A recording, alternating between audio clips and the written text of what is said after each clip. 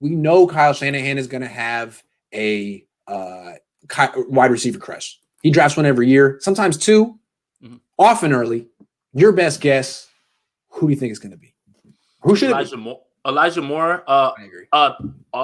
Amari Rodgers. Amari Rodgers. So Amari Rodgers from Clemson, when we were in Mobile, he's running jet sweeps like Debo, literally looked like Debo. Okay. And, running routes where he was getting himself open. He's probably going to be available later on, but that feels so much like a Shanahan pick, like a guy who get open in the short space, get him the ball, and boom, and he's going to make things happen with the ball in his hands. So 5'10", 210, he's even built like Debo, really. Same thing. He had the ball in his hands, and I'm like, is that Debo again? Like, is he back? It's the same thing. Feels like a running back. Yeah, okay. Right. So that's the first thing that I noticed right off the bat when I was in Mobile. I was like, okay, that feels like a Shanahan receiver right there. I liked him. There's some concerns that maybe during games, he's more of a practice player than he is in games. Like, he caught a 50-50 ball in the end zone or something like that, I think, in Mobile. And that was like the first time that you really saw him go get it. But in practice, he gets those all the time. So, I mean, how did you do in the one-on-ones? He was great. I mean, nobody could guard him. Nobody. That's all I care about. Yeah. Like, he was literally creating 6-7 yards of space. And again, those one-on-ones are tailored to have them win. The cornerback's always at a disadvantage because they have no idea and no help or anything like that. But that doesn't mean the wide receivers always win. And if they don't win, you shouldn't draft them. And that's the thing when the Niners took A.J. Jenkins. When they brought him into training camp and he couldn't win on one-on-ones, I was like, what did you do? What did you do? Trent, anyway.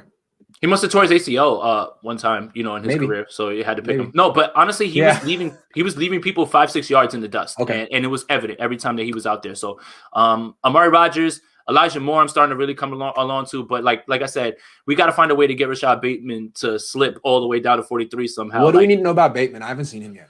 So Bateman really profiles more like remember last year, Justin Jefferson? That's going to be my, and I'm not talking about him being like Justin Jefferson. What I'm talking about is that when we look back at this draft, we're going to see a bunch of receivers taken ahead of him.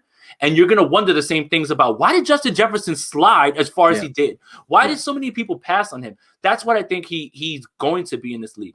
Fast, quick, intermediate, all that stuff. He does it all. The kid's a baller, man. And I think that it's just because he went to Minnesota, he's not going to get that sort of press. So Rashad Bateman, there could be a discussion to be had later on down the line of him probably being the best receiver out of all these guys. Because remember, it's very rarely the number one guy, right? Last year it was what? Judy and Lamb.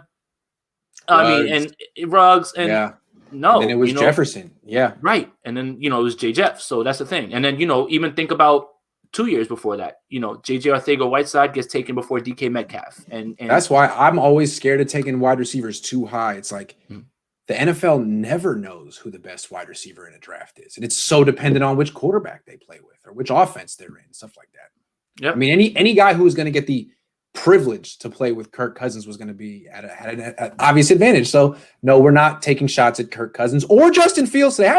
Don't even think about it. I'm looking at you in the comment section right there. You in the comment section. I'm not looking at the comments. I'm looking at you, Grant. I'm watching you.